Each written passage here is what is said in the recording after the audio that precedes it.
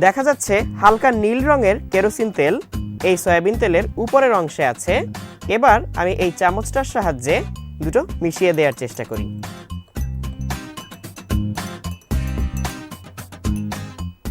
মেশানোর পর এখন সয়াবিন তেল এবং কেরোসিন তেল আর আলাদা করে বোঝা যাচ্ছে না, কারণ এরা দুজনেই অপোলার হওয়ায় একজন আরেকজনের সাথে মিশে গেছে। তাহলে এই পরীক্ষা থেকে আমরা দেখতে পেলাম সবাই আসলে সবার সাথে মেশে না এবং দ্রবণ তৈরি করতে পারে না। পোলার যৌগকে দ্রবীভূত করতে পারে এবং অপোলার যৌগকে দ্রবীভূত করতে পারে। পোলার যৌগের সাথে অপোলার যৌগ সাধারণত মিশে যায় না।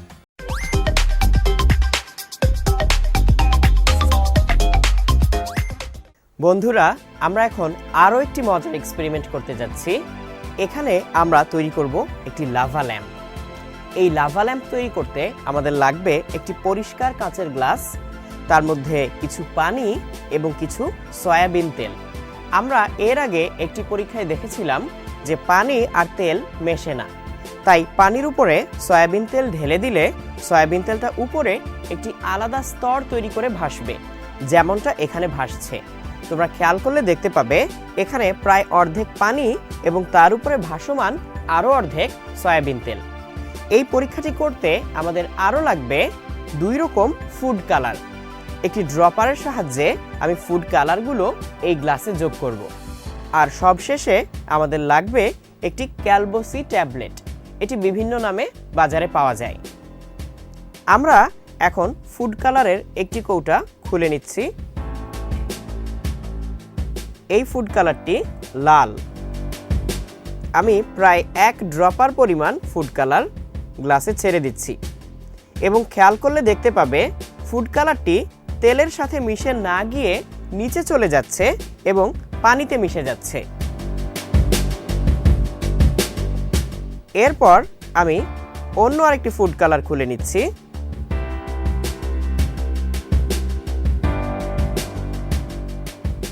এটি কমলা রঙের।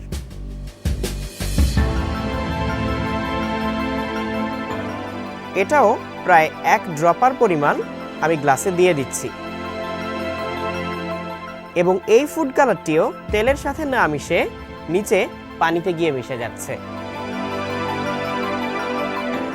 আমরা ফুড কালারটা মিশে যাওয়ার জন্য কিছুক্ষণ অপেক্ষা করব।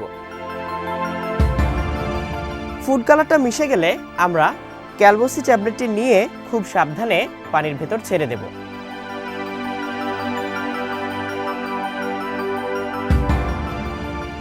পানির সাথে সংস্পর্শ হওয়ার সাথে সাথে ক্যালবোসি ট্যাবলেট বিক্রিয়া করা শুরু করবে এবং বুদবুদ তৈরি করতে শুরু করবে।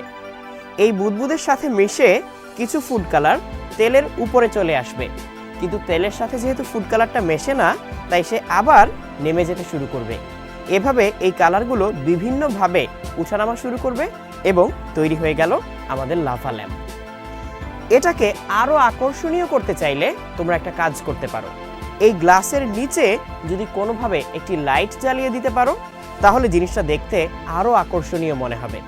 তাহলে দেখো এখানে বিক্রিয়া শুরু হয়ে গেছে এবং মনে হচ্ছে যে তেলের ভেতর দিয়ে লাভার মতো কিছু উঠছে এবং নামছে। আমি এই গ্লাসটাকে ঘুরিয়ে ঘুরিয়ে দেখাচ্ছি।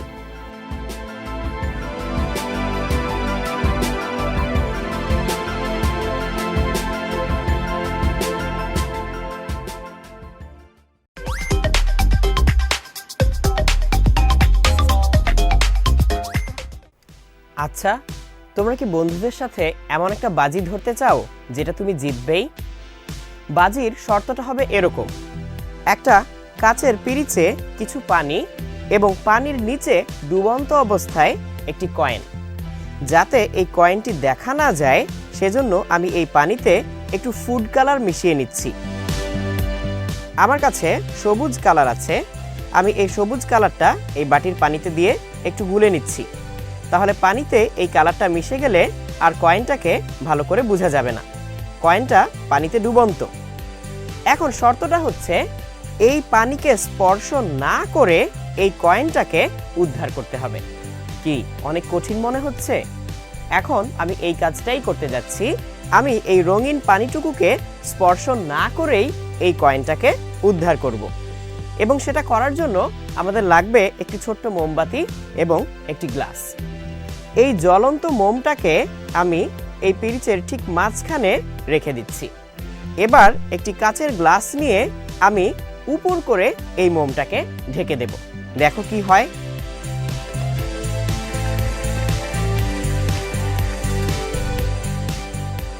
দেখতে পাচ্ছ, এই মোমটাকে কাচের গ্লাস দিয়ে ঢেকে দেওয়ার সাথে সাথে মোমটা নিভে যাচ্ছে এবং সমস্ত পানিটুকুকে গ্লাসের ভেতরে টেনে নিয়ে গেল। তাহলে কয়েনটা বের হয়ে গেল। এখন আমরা চাইলে এই কয়েনটুকুকে তুলে নিতে পারি।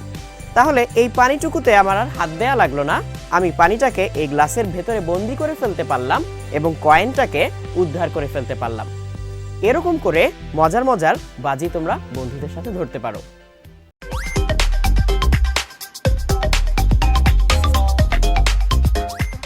আচ্ছা, কখনো ভেবে দেখেছো ঘরের এক কোণায় পারফিউম স্প্রে করলে কেন অন্য কোণা থেকেও গন্ধ পাওয়া যায়? আবার আমরা অনেক দূর থেকেই ডাস্টবিনের দুর্গন্ধ টের পাই। সেটা সুগন্ধ হোক বা দুর্গন্ধ হোক, এরা সবাই কিন্তু ক্ষুদ্র ক্ষুদ্র অণু দিয়ে তৈরি। এই অণুগুলো সবসময় চারদিকে ছোটাছুটি করতে থাকে এবং এদের উদ্দেশ্যই হচ্ছে বেশি ঘনত্বের অংশ থেকে কম ঘনত্বের অংশে ছড়িয়ে পড়া। এই ছড়িয়ে পড়া কখন থেমে যাবে? যখন সব জায়গায় ঘনত্ব সমান হয়ে যাবে, তখন এই ছড়িয়ে পড়াটাও থেমে যাবে। এই ঘটনাটাকে বলা হয় ব্যাপন। আমরা এখন এই ব্যাপন নিয়ে একটি ছোট্ট পরীক্ষা করতে যাচ্ছি। এই পরীক্ষাটি করতে আমাদের লাগবে কিছু পটাশিয়াম পারম্যাঙ্গানেট, যেটা তোমরা যে কোনো ওষুধের দোকানে পাবে। এই পটাশিয়াম পারম্যাঙ্গানেটের দ্রবণ অ্যান্টিসেপটিক হিসেবে কাজ করে, তাই ওষুধের দোকানে এটা কিনতে পাওয়া যায়। আর লাগবে একটি পরিষ্কার গ্লাসে কিছু পানি। আমি এখন এখান থেকে কিছু পটাশিয়াম পারম্যাঙ্গানেটের দানা এই পানিতে ফেলে দেব এবং খেয়াল করলে দেখতে পাবে এরা বেশি ঘনত্বের অংশ থেকে কিভাবে কম ঘনত্বের অংশে অর্থাৎ বাকি গ্লাসে ছড়িয়ে পড়ছে। যখন পুরো গ্লাসে ঠিকমতো ছড়িয়ে পড়বে, তখন এই ছড়িয়ে পড়াটা থেমে যাবে এবং যেহেতু সব জায়গায় এখন পটাশিয়াম পারম্যাঙ্গানেটের ঘনত্ব সমান, তাই সম্পূর্ণটা জুড়ে আমরা এই পটাশিয়াম পারম্যাঙ্গানেটের বেগুনি রংটা দেখতে পাবো। তাহলে আমি এক্ষুনি কিছুটা ঢেলে দিচ্ছি, তোমরা খেয়াল করো।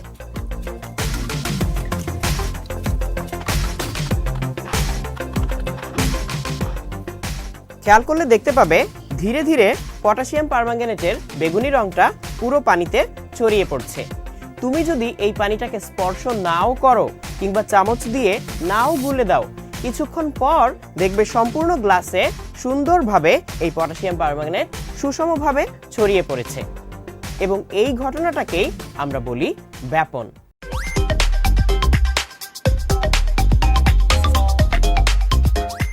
বন্ধুরা, একটু আগে আমরা পানিতে পটাশিয়াম পারম্যাঙ্গানেট গুলে ব্যাপন প্রক্রিয়ার পরীক্ষা করেছিলাম। চাইলে সেই পটাশিয়াম পারম্যাঙ্গানেটের দ্রবণটি দিয়ে বন্ধুদেরকে একটি জাদু দেখিয়ে তাক লাগিয়ে দিতে পারো। জাদুটা কি? আমরা এই পটাশিয়াম পারম্যাঙ্গানেটের বেগুনি রংটাকে ভ্যানিশ করে দেব।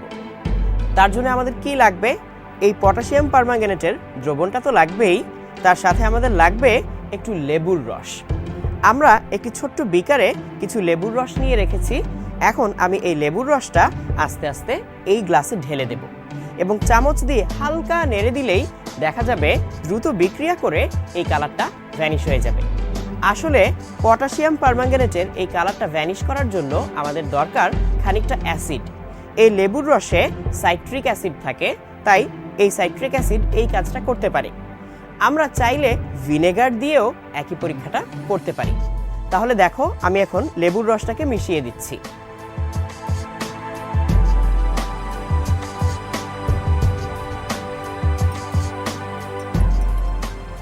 দেখো, লেবুর রস মিশে যাওয়ার সাথে সাথে কালারটা বেমালুম ভ্যানিশ হয়ে গেল। কি মজা না?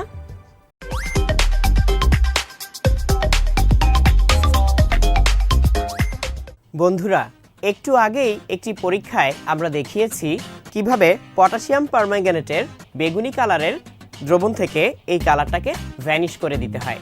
তখন আমরা এর মধ্যে একটু লেবুর রস মিশিয়ে দিয়েছিলাম।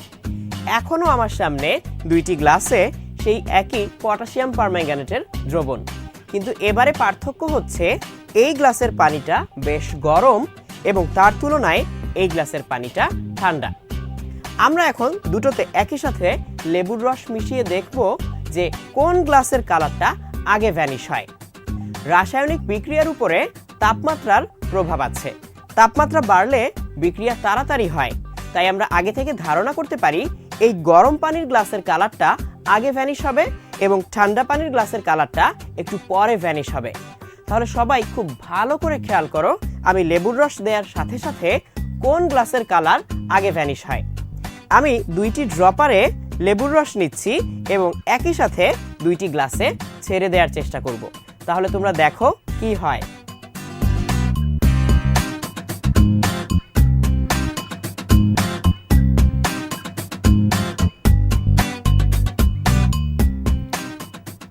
আমি 2টি গ্লাসে একই সাথে লেবুর রস দিয়েছি। এখন চাইলে চামচ দিয়ে একটু নেড়ে দিতে পারি।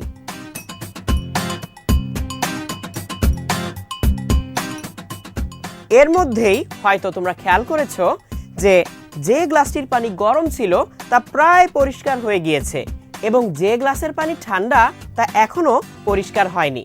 তাহলে এ থেকে বোঝা যাচ্ছে বেশি তাপমাত্রায় রাসায়নিক বিক্রিয়া দ্রুত হয় এবং কম তাপমাত্রায় রাসায়নিক বিক্রিয়া ধীরে ধীরে হয়।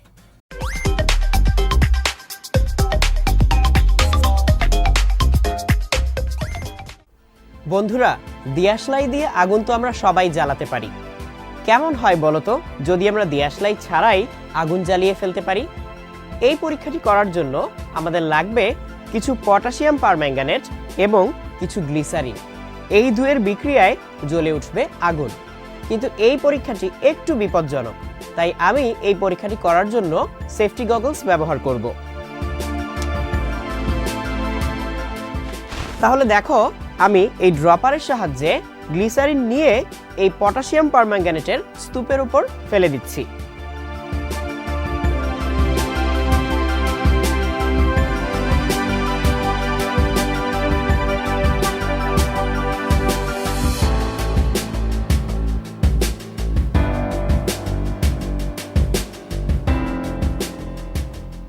দেখো, বিক্রিয়া করে ধোঁয়া ওঠা শুরু হয়ে গিয়েছে এবং এক্ষুনি জ্বলে উঠল আগুন।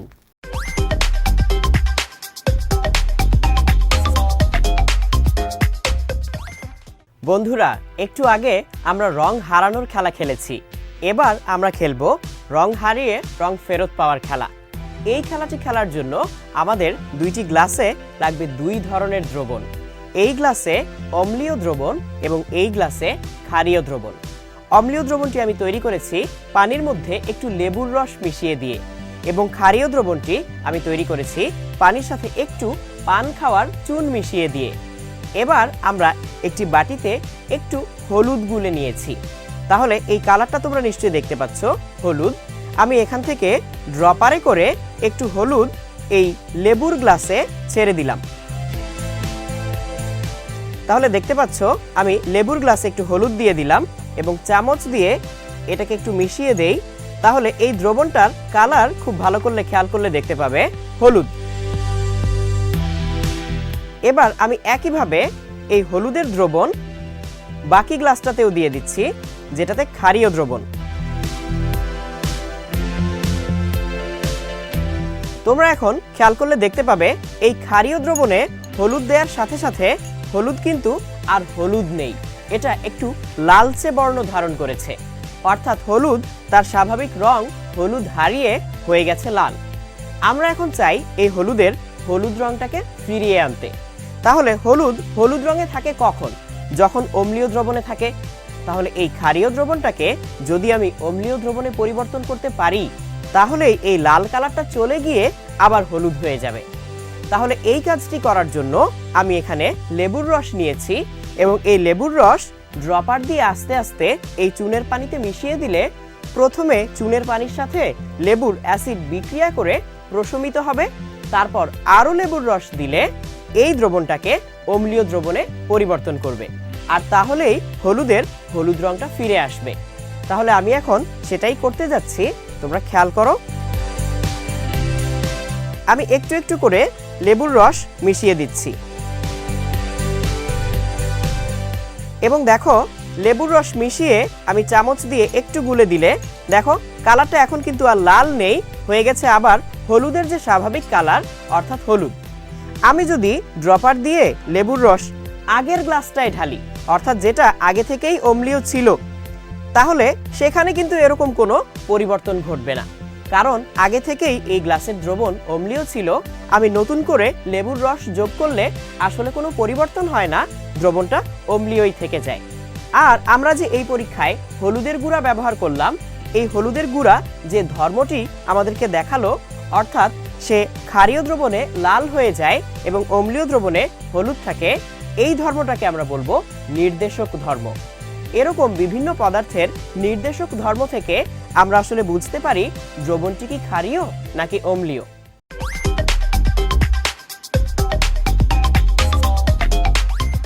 বন্ধুরা, এবারের পরীক্ষায় আমরা দেখব কিভাবে দুধ থেকে ছানা তৈরি করা যায়। এর জন্য আমাদের লাগবে 1 গ্লাস দুধ, তার সাথে কিছু লেবুর রস বা ভিনেগার।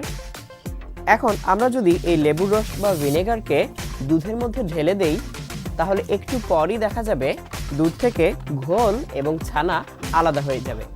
ছানাটুকু নিচে তলানি হিসেবে জমা পড়বে এবং ঘোলটুকু উপরে আলাদা হয়ে যাবে। তুমি চাইলে সেই ছানাটুকুকে আলাদা করে সরিয়ে নিতে পারো। এই ছানাটুকুকে যদি শুকিয়ে শক্ত করে নাও, তখন তা দিয়ে এরকম নানা রকম আকৃতির জিনিস তৈরি করতে পারবে। তুমি চাইলে এই জিনিসটাকে কেটে অক্ষর তৈরি করতে পারবে, বিভিন্ন আকৃতি তৈরি করতে পারবে এবং তারপর চাইলে তার উপর এরকম রং করে নিতে পারবে। তাহলে আমরা চলো এখন দেখি কিভাবে দুধ থেকে আমরা ছানাটা আলাদা করব। আমি দুধের মধ্যে লেবুর রস বা ভিনেগার একটু মিশিয়ে দিচ্ছি।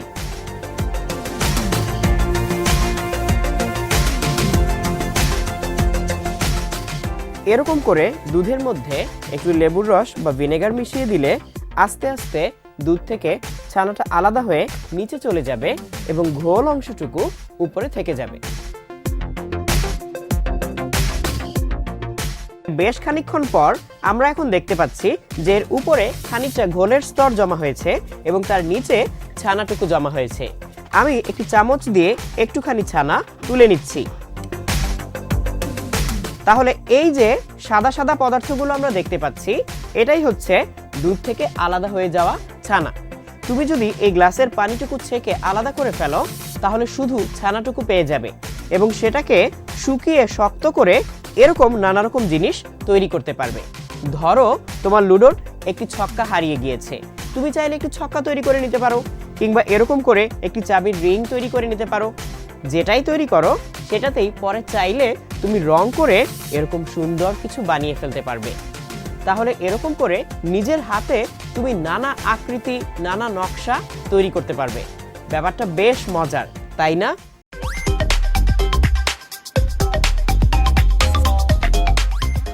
বন্ধুরা, কিশমিশ তোমরা সবাই খেয়েছো, কিন্তু কিশমিশের নাচ কি দেখেছো? আমরা এখন কিশমিশের নাচ দেখতে যাচ্ছি।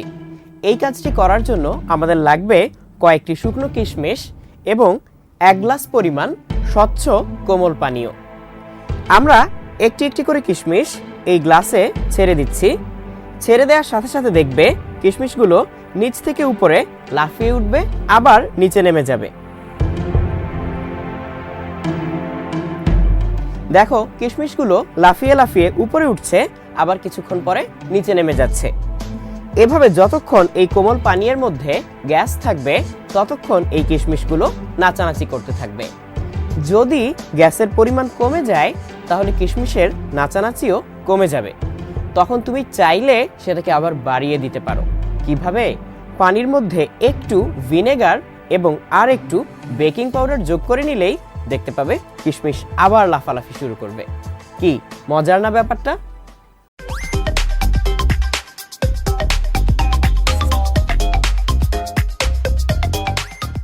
তোমরা নিশ্চয়ই রংধনু দেখেছ। আমরা এখন একটা রংধনু তৈরি করব। কোথায়? এই প্লেটের উপর। কিসের সাহায্যে? এই 1 গ্লাস দুধের সাহায্যে। এই রংধনু তৈরি করতে আমাদের আরও লাগবে কয়েক ধরনের ফুড কালার এবং একটু ডিশওয়াশিং লিকুইড। আমি এই প্লেটের উপর একটু দুধ ঢেলে নিচ্ছি।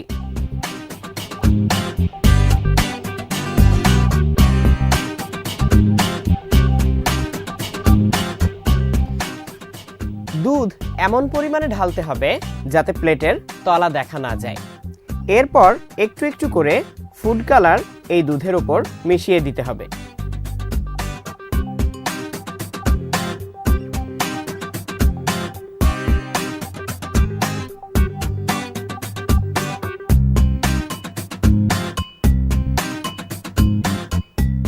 আমি এখন অন্য আরেকটা কালার নিচ্ছি।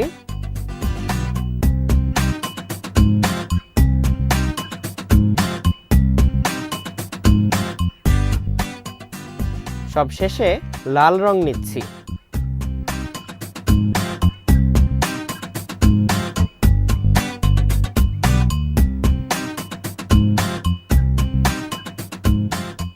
খেয়াল করলে দেখতে পাবে এই রংগুলো দুধের ওপর আমি যেখানে দিয়েছিলাম সেখানেই ভাসছে। এবার একটি কটন বাডের সাহায্যে একটু ডিশওয়াশিং লিকুইড নিয়ে আমি এই প্লেটের ঠিক মাঝখানে চেপে ধরব। তারপর দেখো কি হয়।